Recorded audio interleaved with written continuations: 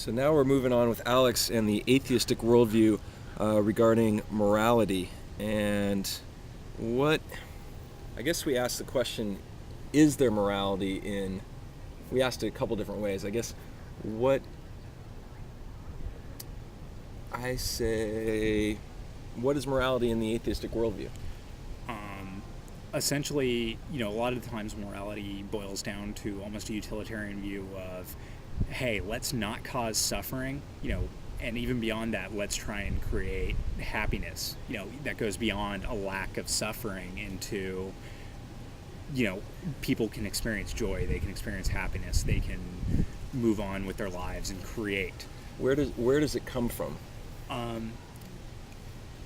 It's, science is still working on this one in terms of, evolutionary psychologists and anthropologists are thinking, hey, it came from when we were, 10,000 or so years ago, first starting to create cultures and stuff. We needed a way to congregate together, and we needed to have rules because here's the example my cultural psych professor gave actually just last week.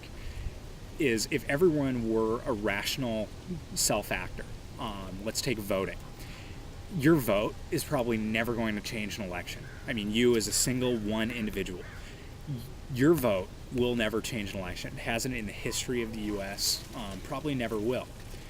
So if you think about it, what are the dangers of going out and vote? You might get run over by a bus, you have to pay for gas, or you have to walk, which expends energy. You can get run over by a bus on crossing the street over to get to the poll. Overall, considering that your single vote is never going to change an election, why are you going to go through all these steps to go and vote? It's because if everyone went through the exact same self-interested actor or rational self-interest, then no one would vote, and you'd run into a problem because nothing would get done. So instead what happened is, we're given this toolkit by our genes, by our evolution, to be able to create culture and learning and language. And so essentially we create rules as a culture, as a society, as a group, saying, okay, sometimes you need to go out and vote, even if it's not in your exact best interest. In this case, in modern America, we call that our civic duty. To go to jury duty or other things. So morality comes from the genes and from the environment or society. Yeah. And if the question, I guess the follow-up question to that is, that I guess by definition would mean morality is subjective?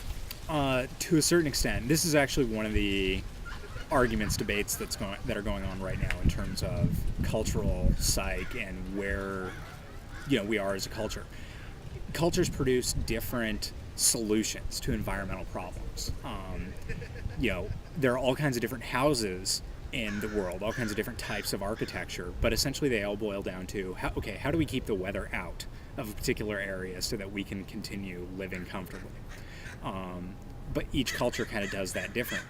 Well, in terms of morals and morality, each culture solves environmental problems, essentially, how do we get along as a culture in our environment, in our ecology?